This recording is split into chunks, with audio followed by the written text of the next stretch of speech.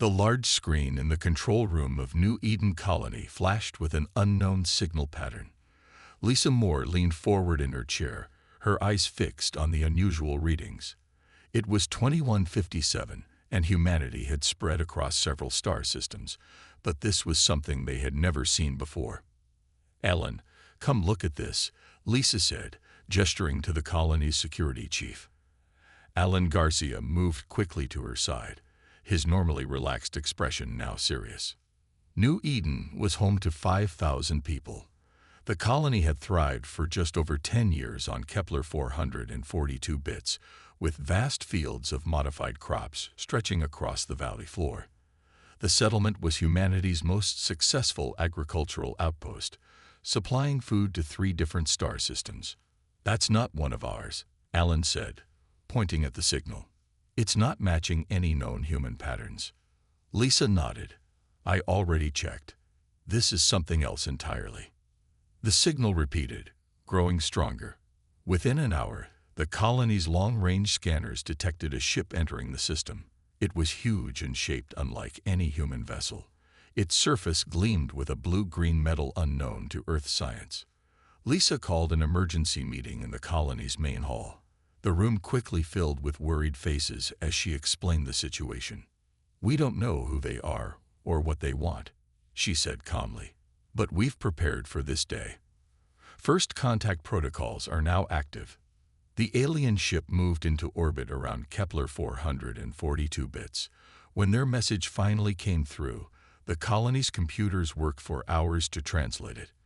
The aliens called themselves the Krasek, and they wished to land and meet with the colony leaders. Lisa set up the meeting in a field outside the colony's main buildings. She stood with Alan and 5 other colony officials as the alien ship landed. The ground shook as the massive craft touched down. 3 tall figures emerged. They had gray skin that seemed to shimmer in the sunlight. Their 4 eyes blinked at different times, and their mouths were small and lipless. They wore what looked like armor made of the same blue-green metal as their ship. "We welcome you to New Eden," Lisa said, stepping forward. The translator converted her words, and the lead alien responded. "We are pleased to find intelligent life here. The Krasek wish to learn about humans." Over the next few days, the aliens seemed friendly. They shared some of their technology and asked many questions about human biology and history. They seemed especially interested in Earth's medical advances. Samantha Wright, the colony's xenobiologist, spent the most time with the visitors. After a week, she came to Lisa's office late at night, looking troubled. "There's something not right about them," Samantha said quietly. "They asked the same questions over and over about our genetic structure. And yesterday I caught one of them trying to access our medical database." Lisa frowned. "Maybe they're just curious about a new species." "Maybe," Samantha said. "But when I watch them, they don't show curiosity. They show hunger." That night, Lisa received an urgent encrypted message from Earth. She read it 3 times, her face growing paler each time. The message warned that another human outpost had encountered the Krasek 6 months earlier. After initial friendly contact, all communications with that outpost had suddenly stopped. A scout ship later found only ruins. Lisa looked out her window at the alien ship glowing softly in the darkness. The Krasek had requested to bring more of their people down tomorrow for what they called a cultural exchange. She reached for the colony's emergency alert system. But before she could activate it, all the lights in the colony flickered and went dark. In the distance, she heard the sound of more ships entering the atmosphere. Lisa ran through the dark hallways of the colony administration building. Emergency lights cast red shadows on the walls. She needed to reach the command center and warn everyone. 3 months had passed since first contact with the Krasek. What started as a friendly exchange had slowly turned into something else. The aliens became more demanding each week, asking for more resources, more access to human genetic data, and more control over colony activities. Jack Powell, the colony's military advisor, had warned her yesterday about unusual movements of Krasek ships. "They're positioning themselves in attack formation," he had said. I've seen this before in the Mars conflict. Lisa hadn't wanted to believe it. The diplomatic meeting scheduled for today was supposed to resolve their differences. Now she understood it was all a trap. She burst into the command center where Alan was already activating defense protocols. "They've knocked out our main power grid," he said, his face grim in the dim light. "Backup systems are online, but our shields are down." Lisa pushed past him to reach the emergency broadcast system. "This is Administrator Moore. This is not a drill. All colonists proceed immediately to emergency shelters. I repeat, this is not a drill." The first explosions rocked the building before she could say more. The Krozak ships in orbit were firing on the colony. "We need to get a message to Earth," Lisa said, steadying herself against a console. Alan nodded, his hands flying over the controls. "Long-range communication is still up. We have maybe 2 minutes before they target it." Lisa recorded a quick message detailing the Krozak betrayal and sending all the data they had collected on the alien species. "This is New Eden Colony under attack by the Krozak. They came as friends but revealed themselves as enemies. They are targeting our settlements with orbital bombardment. We have 5,000 civilians with limited defenses. Request immediate military assistance." She hit send just as another explosion knocked them to the floor. The screen showed the message was transmitted successfully. Outside, the colony was in chaos. The farm domes were shattered, crops burning in the artificial atmosphere. Housing units collapsed as precise strikes hit critical support structures. The Krozak weren't just attacking, they were systematically destroying everything humans had built. Lisa and Alan made it to the emergency bunker beneath the administration building. Inside, about 100 colonists huddled in fear. "Where is everyone else?" Lisa asked, looking around at the small group. "Many were in the North Quadrant when the attack started," someone answered. "They might have reached the bunkers there. Or they might be dead," another voice added. Helen checked the bunker's communication system. "I'm getting signals from 5 other shelters. Maybe 1,000 people made it to safety. The rest." He didn't need to finish. The sound of explosions above told the story. For 2 days, they stayed in the bunker, listening as the bombardment continued. When it finally stopped, Alan led a small team to the surface to assess the damage. They returned looking shell-shocked. "It's all gone," Alan said quietly. "The farms, the labs, the residential areas. Everything." "And the Krozak?" Lisa asked. "They've landed troops. They're searching the ruins, taking samples from bodies. He hesitated. "They're cutting open our dead." Samantha pushed forward through the crowd. "I was right. They're after our genetic material." "But why?" Just then, the bunker sensors detected movement outside the hidden entrance. Everyone fell silent. The heavy door, designed to withstand explosions, began to creak as something powerful worked to pry it open. "They found us," Alan whispered, drawing his sidearm. Lisa looked around at the frightened faces of her people. "We need to split up. Some of us have to survive to warn others about what happened here." There was a maintenance tunnel at the back of the bunker, designed as an emergency exit. It could fit maybe 20 people. "Alan, take our security team and the scientists. Get to the backup communication array in the northern mountains. The rest of us will hold them here as long as we can."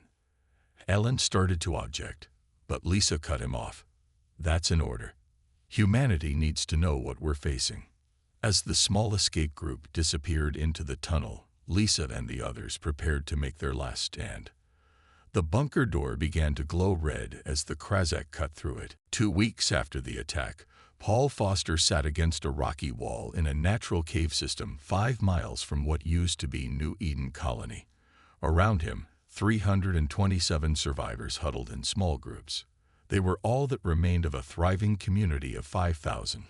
Paul was not supposed to be a leader. Before the attack, he was just an engineer who maintained the colony's water systems. Now people looked to him for answers he didn't have. "We can't stay here much longer," Ryan Cooper said, sitting down beside him. Ryan had been a security officer under Alan Garcia. "Our food will last maybe another week." Paul nodded. They had escaped from different bunkers when the Krasik forces found them.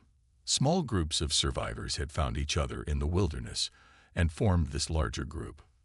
"And the aliens?" Paul asked. "Still searching. They seem determined to find every last one of us." Karen Bell, who had been the colony's head nurse, joined their conversation. Her medical skills had saved many lives over the past 2 weeks.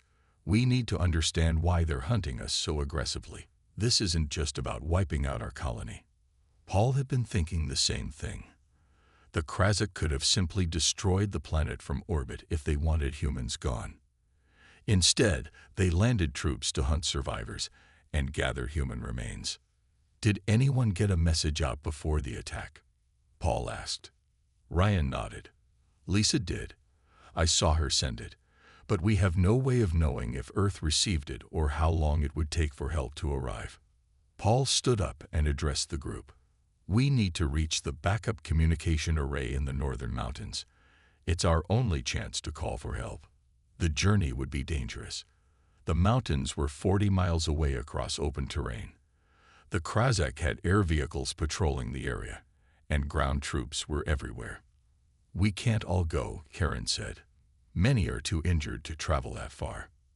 After much discussion, they formed a plan. A small group would make the journey to the communications array, while the rest would split into smaller groups and hide in different locations. Paul, Karen, and Ryan would lead the communications team, along with 7 others with needed skills. They gathered what supplies they could and waited for nightfall. Under the cover of darkness, they said goodbye to the others and began their journey. They moved carefully, using the forest for cover when possible. During the day, they hid and slept. At night, they traveled. On the 3rd night, they saw a Krasik patrol up close. The aliens moved with purpose, using strange devices that seemed to be scanning for something. One of them stopped and pointed directly at the humans' hiding place. Ryan acted quickly. He broke cover and ran in the opposite direction, drawing the aliens away from the group. The Krasik followed, their weapons firing strange blue energy bolts that lit up the night. The group waited in tense silence. Hours later, Ryan returned, his face pale but wearing a small smile. "Lost them in the river," he said. "But I saw something important. They're not just killing humans they find. They're taking samples first. Blood, tissue. Then they kill." Karen frowned. "So Samantha was right. They're after our biology." On the 6th day, they reached the foothills of the northern mountains. The communications array was visible on a distant peak. It was a small facility designed to be unmanned most of the time, with powerful transmitters that could reach Earth. But as they watched from their hiding place, they saw that the Krasik had found it too. Several alien vehicles surrounded the facility, and troops moved in and out. "They don't seem to be damaging it," Paul observed. "They might not know what it is. Or they do know, and they're waiting for someone to try using it," Ryan countered. Either way, they needed to get inside. Their plan to call for help now seemed impossible. Paul studied the facility through binoculars.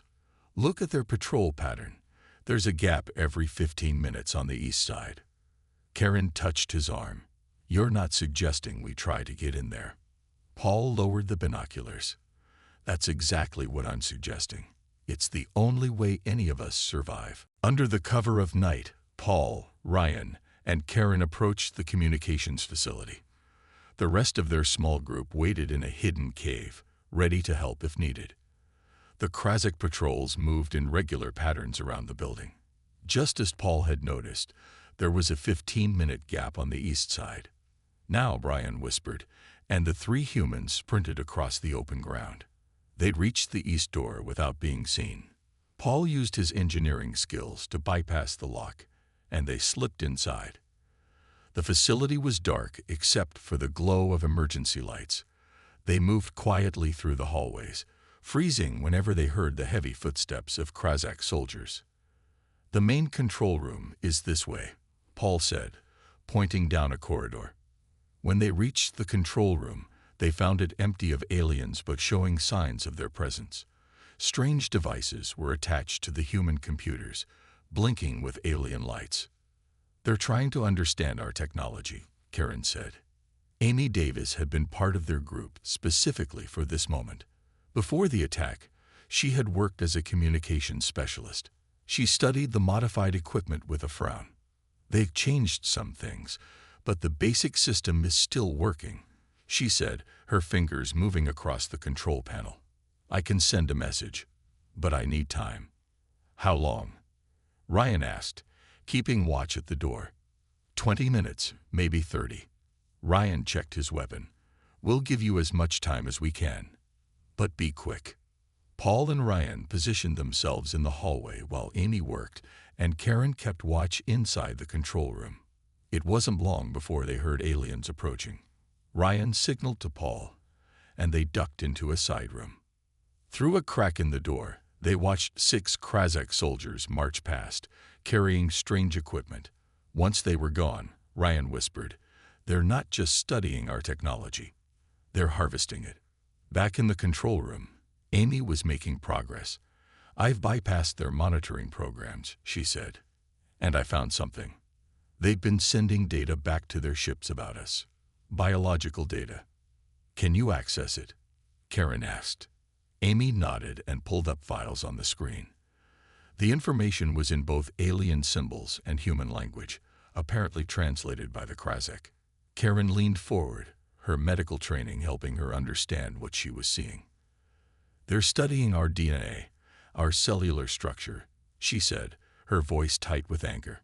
"They've been analyzing the bodies of the colonists they killed." "Why would they do that?" Paul asked. "I don't know, but we should send this data to Earth along with our message," Amy said. She worked quickly to prepare a complete information package. Everything they knew about the Krazakh, their weapons, their ships, and their strange interest in human biology. When it was ready, Amy sent the message directly to Earth's military command.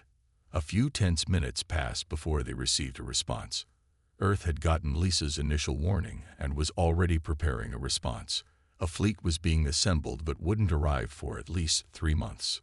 "They want us to gather more intelligence if possible," Amy said, reading the message. "And to survive." Paul's face hardened. 3 months is a long time. A sudden alarm blared through the facility. Their presence had been discovered.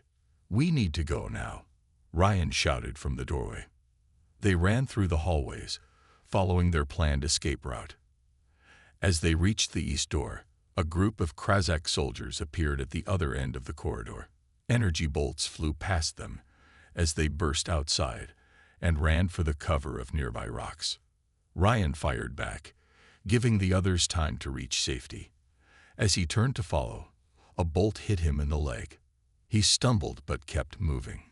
Once they were safely hidden in the rocks, Karen examined Ryan's wound. The alien weapon had burned through his leg, but it wasn't fatal. "I'll be fine," Ryan insisted. "Did we get what we needed?" Amy nodded. "Earth knows we're here. Help is coming." As they made their way back to their hidden cave, Paul thought about the data they had discovered. The Krazakh weren't just killing humans. They were studying them with intense interest. "I think I know why they attacked us," Karen said quietly as they walked. "They need something from us. Something in our bodies." Paul looked back at the distant facility, now swarming with alien activity. "Then they've made a terrible mistake, because now humanity knows, and we're coming for them." 6 months after the attack on New Eden, the sky above Kepler 442 bits filled with flashes of light. Human warships had arrived and immediately engaged the Krazakh fleet in orbit. The human ships were smaller but more numerous, and they moved with surprising speed. On the planet's surface, Paul Foster watched the battle through a makeshift telescope. The past months had been hard. Their group of survivors had dwindled to just over 200 people. They constantly moved to avoid Krazakh patrols and survived on whatever food they could find or grow in hidden gardens. "Are they really here?"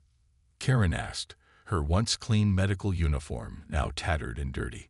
Paul nodded, unable to speak past the lump in his throat. They had waited so long for this moment.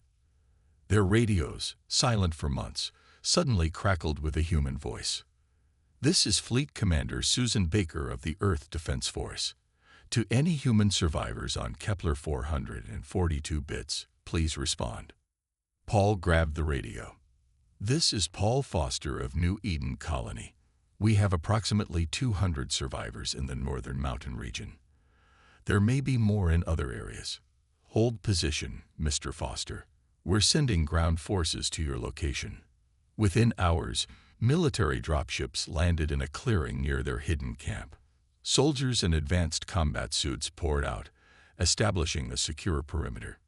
Major Eric Tanner, the ground force commander, met with Paul and the other survivor leaders. "We received your data 6 months ago," Major Tanner said. "It gave us time to prepare. The Krazak technology is advanced, but we've developed countermeasures based on your intelligence." The Major showed them portable shield generators that could block Krazak energy weapons and scanning devices that could detect alien troops through walls. "The fleet will handle the ships in orbit," he continued. "My mission is to rescue all remaining colonists and gather any additional intelligence about the enemy." For the first time in months, the survivors ate proper meals and received medical attention. Ryan's leg wound, never fully healed, was treated with advanced medicine that accelerated his recovery. The next day, human forces began pushing back Krazak ground troops. The aliens fought fiercely but seemed surprised by humanity's adaptations to their technology. Their tactics relied heavily on their technological advantage, which was no longer as effective. Paul joined Major Tanner in the command center set up inside one of the dropships. The Major pointed to a holographic map showing the battle in orbit. "We've destroyed most of their smaller ships, but their main vessel is heavily shielded," he explained. "Commander Baker is preparing a concentrated attack."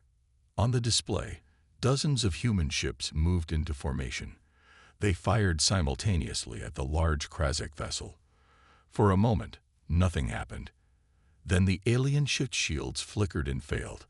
A second volley tore through its hull, causing a massive explosion.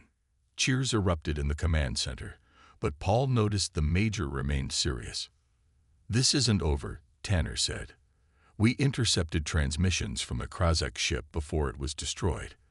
They've called for reinforcements from their homeworld." "How long do we have?" Paul asked. "A few days, maybe a week, but we'll be ready for them." The Major turned to another screen showing a secure facility where captured Krazak soldiers were being studied. "Our scientists are making progress understanding their biology and technology. Each hour gives us an advantage." Later that day, Paul and Karen were allowed to visit the research facility. Dr. Daniel Green, the lead military scientist, showed them the findings. "The data you sent us was crucial," Dr. Green said. "We've discovered something strange about the Krazak. Their genetic structure is degrading. They're a dying species." He pointed to microscope images showing damaged alien DNA. "And that's why they attacked us?" Karen asked. Dr. Green nodded. "Human DNA contains sequences that could potentially help them overcome their genetic problems. They weren't just killing colonists. They were harvesting genetic material." Paul looked at the captured aliens with new understanding. They were enemies who had committed terrible acts, but they were also desperate beings fighting extinction. "Does this change our approach?" he asked the doctor. Before Dr. Green could answer, alarms sounded throughout the facility. Major Tanner's voice came over the speakers. "All personnel to battle stations. Multiple Krazak ships have just entered the system. This is not a drill." The battle lasted 3 days. The new Krazak ships fought with desperate fury, but the human fleet was prepared. Earth had sent its best ships and weapons, all upgraded based on the data from New Eden. By the end of the 3rd day, the last Krazak vessel surrendered. In the research facility, Dr. Daniel Green worked without stopping. The captured aliens and their technology provided valuable insights. He was close to understanding why the Krazak had attacked human settlements. "Look at this," he said to Paul and Karen, who had become his unofficial assistants. On a large screen, He showed them Krazak DNA next to human DNA. Their genetic structure is degrading at an accelerating rate. Their entire species will be extinct within 50 years unless they find a solution. And they thought we had that solution? Karen asked. Dr. Green nodded. Human DNA contains unusual repair mechanisms that the Krazak lack. They believe they could extract and adapt these sequences to save themselves. But they killed so many of us, Paul said. Why not just ask for help? Their method of extraction is fatal to the donor, Dr. Green explained.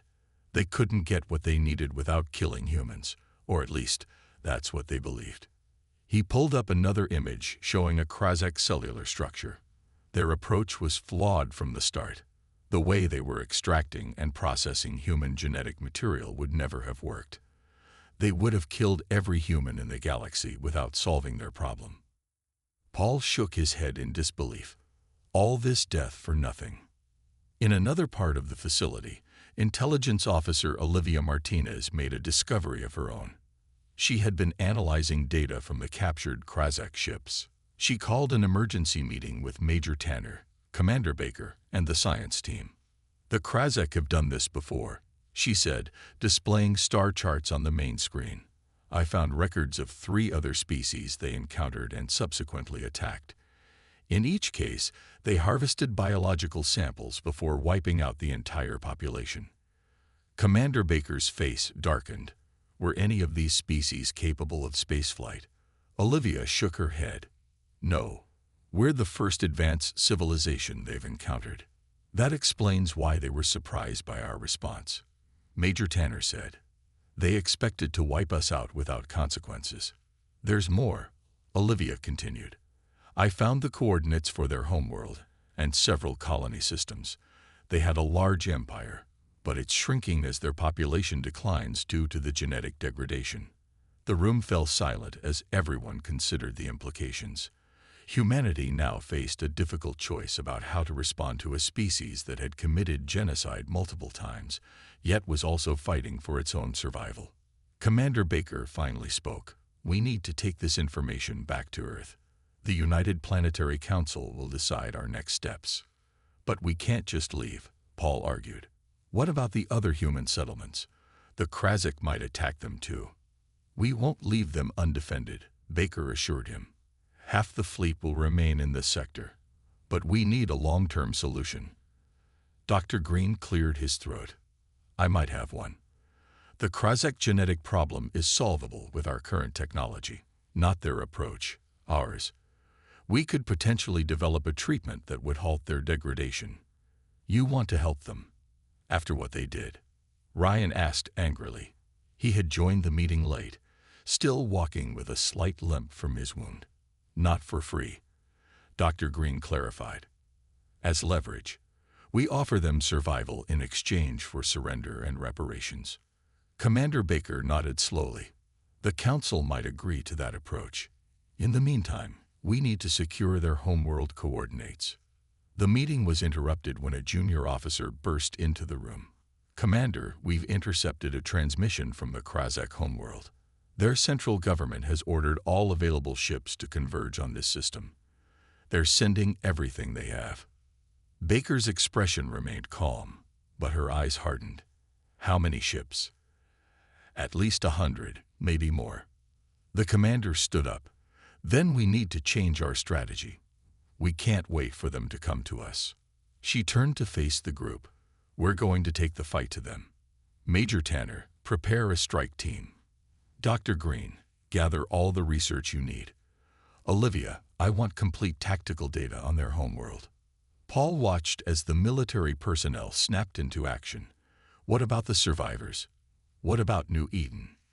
Baker placed a hand on his shoulder. New Eden is gone, but its people will have justice.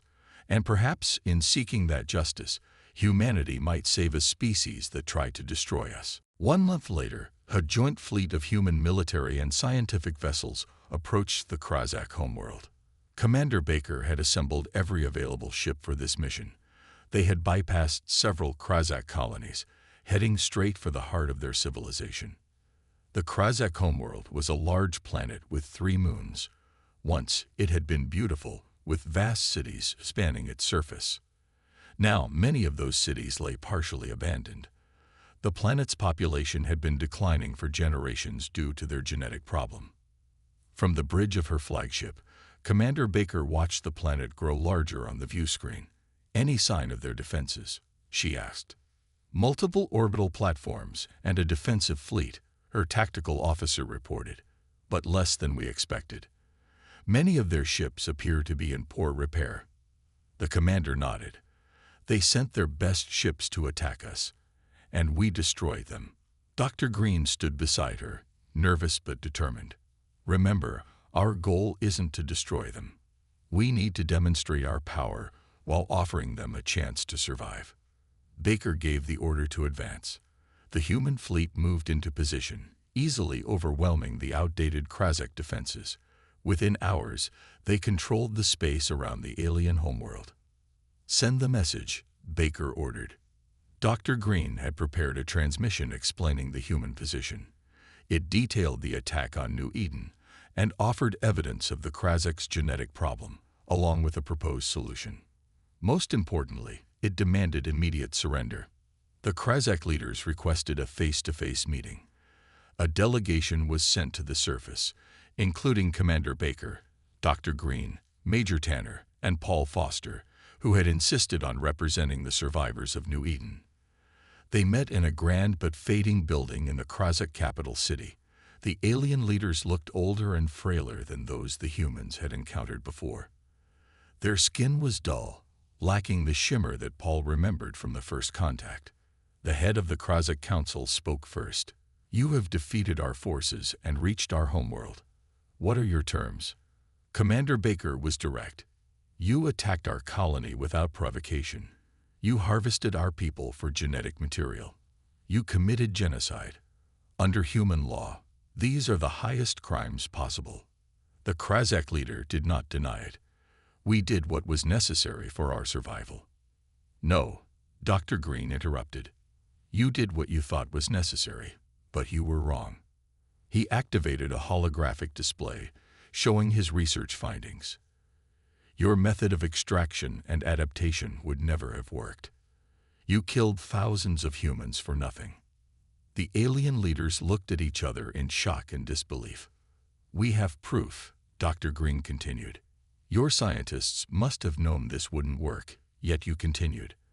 And we discovered you did the same to 3 other species before us." Paul stepped forward, his face showing both anger and pity. "You could have asked for our help. Humans have a long history of medical research and genetic science. We might have found a solution together. Instead," Major Tanner added, "you chose violence and ensured your own destruction." Commander Baker laid out humanity's terms. The Krasek would surrender control of their military. They would pay reparations to the families of New Eden's victims, and they would accept human oversight of their civilization. In return, Dr. Green said, "We will provide limited medical assistance. We can slow your genetic degradation, though we cannot stop it completely. Your species has perhaps another century, rather than decades." The Krasek had no choice but to accept.